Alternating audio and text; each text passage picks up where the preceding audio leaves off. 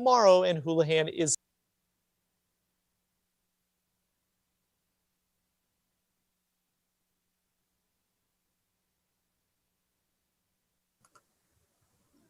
Hi, everyone. We're going to give just another moment or two so folks can join. Working on trusting the technology at hand. So we're going to give it just a minute and make sure everyone's able to navigate that.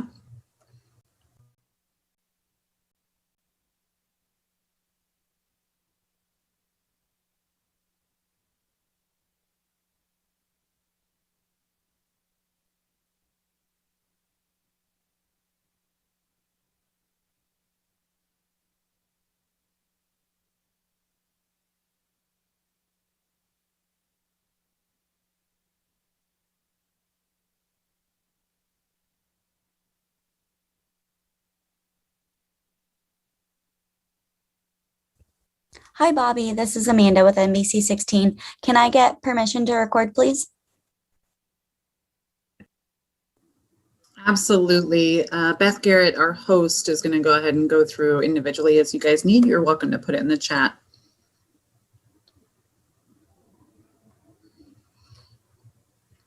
We'll also record on our end and we'll send it out afterwards so that our partners and those who are unable to join are able to view.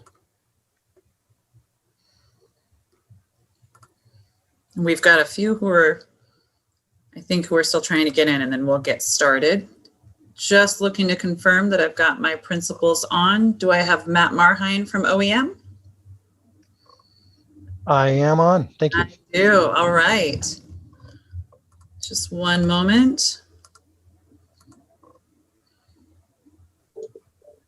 Okay. All right. Thank you for joining. I know that advisory and the turnaround time was pretty quick, so really appreciate your patience and all of you attending today to help us get some clarifying facts out there for Oregonians. We're going to run through today with our Deputy Director, Matt Marheim from the Office of Emergency Management, to give us kind of a situational overview. This meeting is being recorded. And provide some facts. Apologies. And then we'll shift over. We also have subject matter experts from the Oregon Health Authority and the Department of Environmental Quality. And once we run through that run of show, then we will open it up for Q&A. Matt, I'll turn it over to you. Go ahead.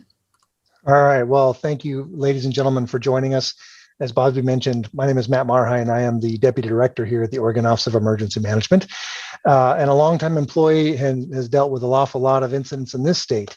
What we'd like to really communicate with you all today is really the situation that we're working very proactively with our state partners and our local, tribal, and local communities. But first off, I'd really like to focus a very prime message, which is the drinking water in the state of Oregon is clean and safe to use and to drink. From there, we really want to talk a little bit about a situation that is occurring most certainly nationally, as we see shortages and challenges with the chlorine distribution and production throughout the state, throughout the country, but also because of a very specific issue, the distribution and production of the chlorine used in water and treatment and wastewater treatment for the really most of the West is facilitated out of a company that's located in Longview, Washington, called Westlake. And they have had a power disruption due to a power connection failure, which is in the process of being repaired today. We expect to see that facility has power before the end of the month, and production is able to resume and deliveries back on track. But the challenge for most of our local communities and water and wastewater production facilities is this chlorine product, whether it's in gas form or liquid form, is really critical in the production of safe drinking water. And as Bobby mentioned, we're joined with a couple of subject matter experts, which will all be providing some additional updates to you all about what their systems are and what they know about that situation and what we're doing about it. So I'd like to focus the State Emergency Management Organization, the Oregon Office of Emergency Management, is working proactively with over 33 state organizations as we activate our State Emergency Coordination Center to proactively address the public information and education materials, as you're all being a participant in that through our Joint Information Center, and Bobby will talk more about that, as well as leaning forward with our tribal, county, and local communities and water and wastewater organizations throughout the state to really plan for the potential of a shortage of this critical material and what impacts and potential gaps might exist in the production of water and or the facilitation of wastewater treatment. We'll talk more about those partners, the Oregon Health Authority partner, Andre, and my DEQ partner, Justin. We'll talk in just a minute. As I mentioned, we have activated the State Emergency Coordination Center. We'll be facilitating an 8 to 5 response. We really truly work to understand the situation, develop plans and solutions for the potential challenges that could become a reality for communities that need this particular material for that fresh water and wastewater treatment. We'll be activating on Monday through Friday, really engaging in a business hour. And today, as I'd mentioned, all the water is safe and clean to drink. We will continue to ramp up operational response if needed, if anything in that nature changes. But really, again, over this weekend, we continue to focus on the situational awareness and building those proactive plans on what we will do if something or a community finds a gap that's needed. We will be doing local coordination calls with our, as I mentioned, the State Emergency Coordination Center partners, those 33 organizations, and any partner that is needed. We're working very closely with our water and wastewater associations, water treatment and wastewater treatment facility owners, as well as public officials and emergency managers around the state. We are expecting to continue to develop a strong situational awareness of what the current availability of resource and what the facilities in the communities, over thousands of them, that may need or may be able to identify that they need the material and what their supply and when that supply might not be available to them if production has stopped. We are continuing to work with partners like our Portland Water Bureau, our Oregon's Water and Wastewater Alert Network, and other associations to ensure that as production or product availability becomes a continual issue, if we need to engage to provide alternatives, we can do so. And again, our Oregon Health Authority and our Department of Environmental Quality will talk a little bit about some of the actions they're taking to ensure that an alternative or additional chemicals that could be used or even regulations released that allow facilities to continue to produce and facilitate the support for their communities. Today, we find again that the power outage has ceased production and that our Washington state partners are working very closely with their emergency management organization as well as their power and utility companies to ensure that they can replace that power functionality and restore production at the Westlake facility. What we learn is that Westlake facility is really the sole provider of this particular resource for most of the Northwest, as far east as Denver, Colorado. So again, as we see the shortages for chlorine type materials for your pools and things of that nature, this particular issue is acute because of a normal failure of an electronic grid structure that has caused this problem. So no specific incident that has caused it other than a failed transformer. We are, as we engage with all of you, truly focused on ensuring that the public knows that the state is aware and is proactively and progressively planning with each other to ensure that the state, the tribal, the county, and the local communities can provide resources and support to the population and most certainly the water. We will be maintaining a 24/7 access to our local communities for any issues that change from today or tomorrow between 8 to 5. And then after those hours, the Oregon Emergency Response System is poised to ensure that the system can continue to respond and react as needed. As we continue to gain that situational awareness, we will continue to update our briefing informations and talking points. And again, I'll be passing it off to our partners in a minute to get more specific on the technical details that they're working on, as our Oregon Health Authority is responsible for the drinking water program. And of course, our Department of Environmental Quality manages and facilitates all hazardous materials in the state. And they are working very closely together to ensure that we can adjust and or provide appropriate resources for our communities. So I'm going to pause right there real quick. I'd like to call out Andre from the Oregon Health Authority. Andre, are you on? Thanks, Matt. Good afternoon, everybody. I just want to provide some updates on what actions OHA is taking regarding our chlorine supply shortage. So as of yesterday afternoon, OHA is reaching out to all of our sorry, let me back up a little bit. My name is Andre Uso. I'm the administrator for the Center for Health Protection within Public Health of OHA. And in that center, we have our drinking water programs. We are the primacy agency for enforcing the Federal Safe Drinking Water Act.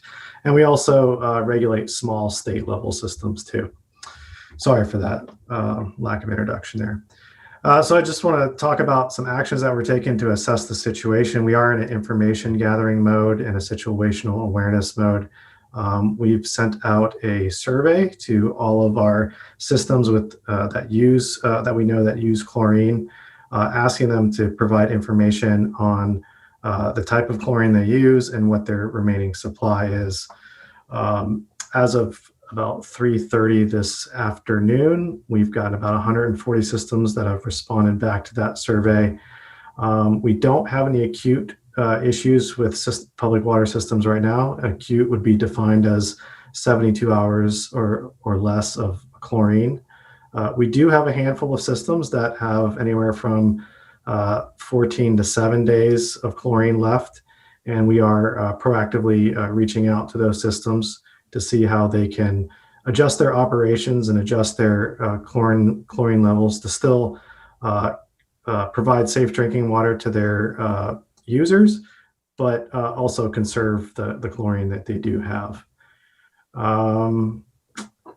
Let's see. So we know that about 50 systems that do use chlorine supply most of the drinking water to the state of Oregon, and we're in pretty good shape with most of those large systems. Systems generally have about 20 to 30 days on supply right now. So I just want to repeat that, as Matt said, that statewide there is not a problem with drinking water. It remains safe, and that most systems are in good shape with their chlorine supplies. So I'll just remain on the line and be able to answer any questions as they come up later. Great, Andrew. Excuse me, great, Andre. Thank you very much for that. Now I'd like to pass it off to our DEQ partner, Justin Green. Good afternoon. My name is Justin Green. I'm the Water Quality Administrator for DEQ, and we regulate wastewater treatment facilities in Oregon.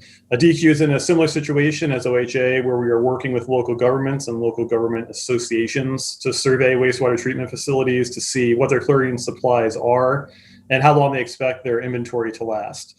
We are not aware of any acute issues as far as shortages at this point. If we do become aware of any acute issues, we will prioritize our efforts to work with those facilities. We're also looking at alternatives to chlorine for disinfection and determining what requirements will be put in place for those alternative methods. While we await the results of the survey, we are working with counterparts in other states as well as EPA to gather information regarding chlorine production and supply, analyze alternatives to chlorine for disinfection, and address any waivers or variances from current permit requirements that may be necessary. Thank you. Great, thanks, Justin. And really what I'd like to really point out to all of our partners on the phone is that the state enterprise comes together often, whether we're dealing with a pandemic, wildfires, or floods and winter storms. The enterprise works very closely together to ensure that the state's response is efficient and flexible and proactive as possible. And that's really what you're seeing here. The state engaging in conversations with all of our local providers and local communities. As I'd mentioned, we're doing daily calls with our county, tribal, and local partners, and many of the associations and organizations engaged in water and wastewater treatment. And today, what we find, again, no one is acute. But we want to lean forward to ensure that we can see any potential challenges or concerns coming forward and really be as proactive about the messaging and the actions that the state can take. Another set of partners that I really kind of want to call out is our business partners. Westlake has been engaged in the conversations as the production facility. Our regional partners with the Washington State Emergency Management and responders and electricity and utility providers in that organization, as well as, again, many of those associations and water facilities really working together to see if we understand what the issue is and make sure that we can lean forward. We are also engaged with our federal partners to ensure that they are aware and can be available to assist if the state is unable to provide or find a resource that could potentially be provided by our national or federal partners. We've been talking an awful lot recently about the mutual aid opportunities. And one of the challenges with chlorine and the ways that it is provided, it is very difficult to share from one facility to another. But we are working and communicating with the partners, the local jurisdictions that own the materials, to see if there's a way to do that. So just one of the examples, a way of mitigation and advanced planning is occurring to try to provide a solution for those communities that may be a little closer to those deadlines than we want. I didn't talk a little bit about Westlake. Again, the power is expected to be back onto that facility around the 28th or 29th, with production occurring shortly thereafter. And one of the challenging planning efforts that we'll have for us in the near future is to work with that production facility and the transportation and distribution to ensure that those facilities that are closest to any kind of need or lack of supply can be prioritized throughout the state. Something that still has to be worked, and we look forward to working with those partners in the call, as well as all of our local and providers themselves, to get a clearer picture and find solutions in that way. From here, I would actually like to call on Bobby Doan, my lead PIO, to talk a little bit about the Joint Information Center and the system that she's managing with all of our partners to provide clear and concise information. Bobby? Yes, good afternoon. Again, thank you everyone for joining today. Mirroring what you're hearing on the operational side from Matt and our co-leads, we are doing the same on the information front, working directly with the Oregon Health Authority, DEQ, the governor's office, multiple water utility partners, and our local counties, tribes, and other partners across the board. We're also communicating directly with our Washington partners and the Westlake facility media relations as well, to ensure that what we are putting out is updated, current, and factual. That has been part of the challenge thus far, is just making sure that what we are putting out is as updated and current and accurate as we can get, so that we can help hopefully leverage all of you as our partners and champions to help make sure that we are providing factual information to the public. Following this media availability, we will be putting out a news release, just kind of summarizing the conversation and making sure that we address any of your questions here. We have translations going out. We've got some social media we're working on with our partners to make sure that they can get the good news out, that right now, water is still safe, and that is the message, so that we can help counter any of those rumors and really just push out the facts. We are working with legislative offices, with our Emergency Coordination Center for the operational side, and pretty much any other group you could think of. We are talking to them about this issue. I think a lot of folks today are probably just tired of hearing me talk. We have, with that news release, we'll have some contact info, and then we've got some talking points that we're sending out with partners with some contact information. So we'll have a general email and some other just point of contact for all of you, so that you know who you can call for those questions that you have. In the works right now, it's not live yet, but working on finalizing a landing page website, so that we can make sure that the resources are clear and you folks can get access to that, that's posted online, so that it's a little easier to share. I think that's it. Unless you have anything else, Matt, I'll go ahead and kick it back to you if we've got any other proactive briefing. Otherwise, we're down to about 10 minutes, so I'd like to open for Q&A. Yeah, I think the only thing I'd like to add to that before we go to the questions and answers is really just to really comment on what you provided. We are working very closely with our governor's office, the Oregon legislature, and even our congressional delegation to ensure they are aware and also as proactively informed as we possibly can. Again, one of the values of this system and these programs are that the community really comes together. And I want to call out again those water and wastewater associations. The water and wastewater treatment facilities have been very proactive. We are seeing engagement from our League of Oregon Cities, our Association of Oregon Counties, our grocers associations, really are all coming together to ensure that the impact or the potential impact is understood and what they can be, how they can be a part of the solution in the future. So great communication around that effort. So Bobby, I will pause there and see if you want to kind of manage the questions and answer portion. You bet. So recognizing we're running a little bit late, I just want to verify. I know Matt's okay to stay on for a few minutes longer. We'll add 5 minutes to the Q&A to make sure we have time for all of you, understanding it is a short time frame. I see a few hands raised, so I'll start there. But if you do have a question you want to make sure we get to, please feel free to drop it in the chat so that we can make sure we answer accordingly. Jim, why don't you go ahead and go first? Sure. Thank you very much. Matt said that the production should be back online 28th or 29th. Again, that's 10, 11 days away. And Andre said there are a couple systems out there that have 7 to 14 days of chlorine left. So what do you do in that situation? That seems like cutting it pretty close. Yeah, Andre, would you talk a little bit about some of the curtailment and planning efforts that are occurring with those facilities to potentially extend that supply? Sure, thanks, Matt. OHA is going to reach out to those systems that are between 7 and 14 days, and we can work with them and provide some technical assistance on reducing the amount of chlorine that they're putting in water. A lot of systems put more chlorine than is regulatorily required. It doesn't affect health and the quality of the drinking water. So there is some leeway that we can conserve chlorine, reduce the levels, but still provide some safe drinking water to water users. And then if we get to a point where it's a little bit more dire than conservation, Matt mentioned we have OWARN, which is our mutual aid assistance group of water utilities, and we can look into transferring some supply if it's possible to those systems that are in need. Can you let us know what systems those are, what facilities those are? Sure. As of today, let me get my list. I'll list them off. We have Corvallis with 18 days, Estacada with 16 days, Florence 16 days, Medford 14 days, Ashland 14 days, Forest Grove 15 days, Scappoose 14 days, and Junction City with 7 days.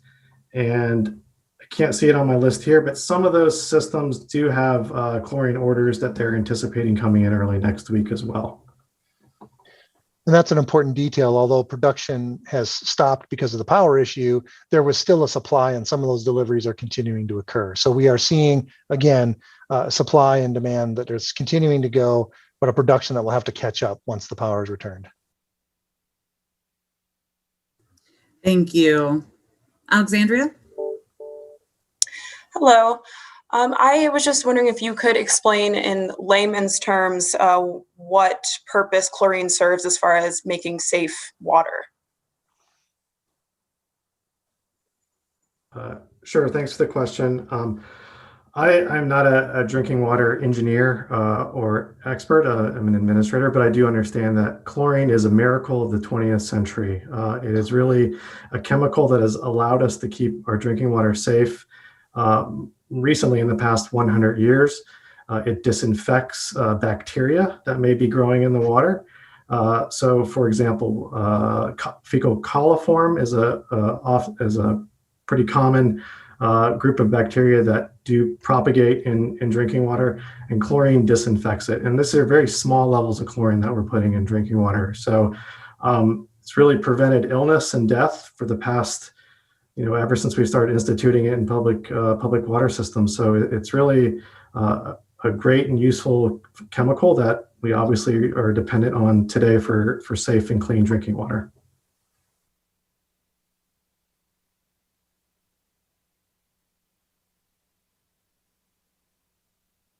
Okay, I'm looking, not seeing any other questions. We'll give it just a moment, but I'm not seeing any other questions or hands raised or anything in the chat. Looks like Alexandria has another question. Go ahead. Yeah, this is kind of just a clarifying one, just in case I missed this. So this Westlake facility is located in Washington, correct? That is correct. And when did they shut down, and why?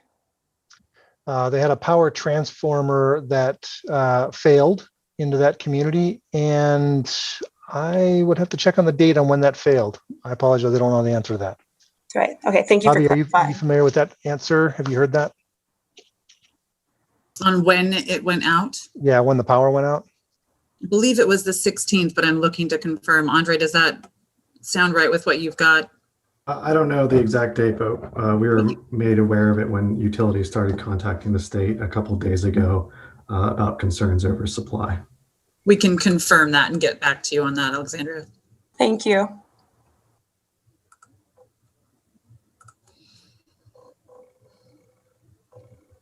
So Bobby, as you were describing, I We've got don't see another one additional. here. We Oh, do. you do? Sorry. Okay. Yep. So we have a question from Tracy Berry.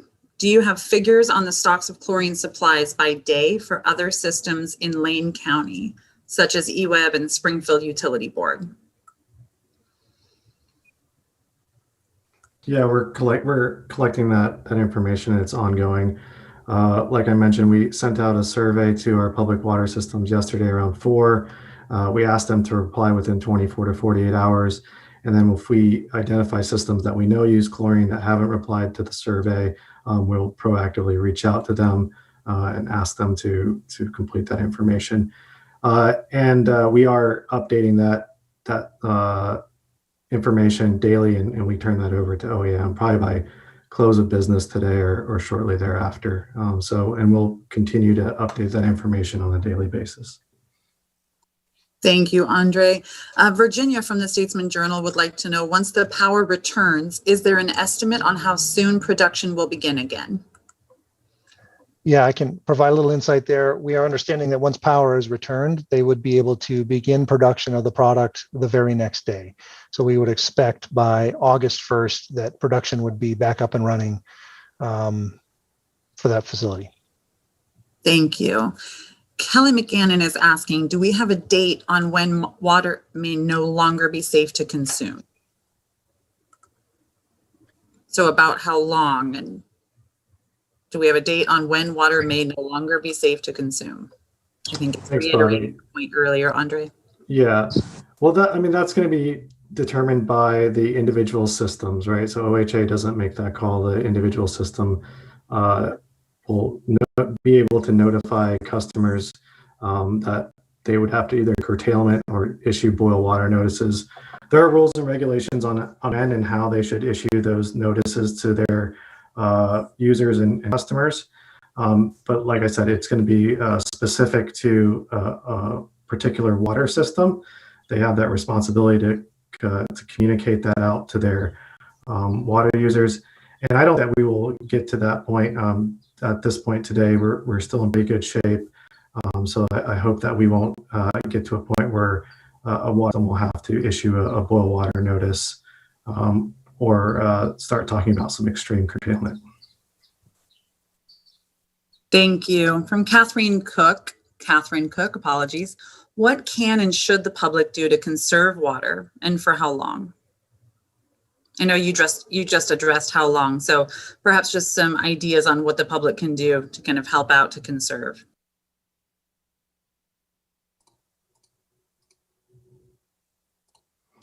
Sure, thanks for the question.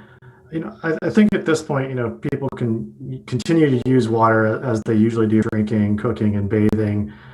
But as we are in summertime, and we do have some drought conditions in part of the state, that people should really limit their outdoor use of water, watering their lawns, washing their cars, or filling up their swimming pools. So some common sense conservation activities by water users would be great.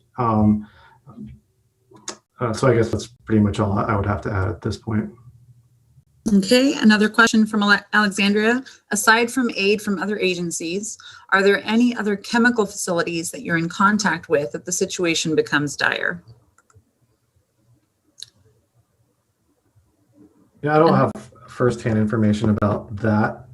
I do know that there are other producers around the country. I don't know what their actual supply is, but we do have indication from some systems that they are getting some supplies delivered as early as next week. And I will add to that we are working very closely with Oregon Health Authority, DEQ, and others to find alternative sources, but there are very limited capabilities. And I know that even international efforts to work with facilities in Canada has been engaged. So still in process and working that issue today. Okay, that's all the questions that we have. We will get a news release out for folks kind of summarizing this and adjusting to make sure that we address the questions asked. Thanks so much for joining and have a great day.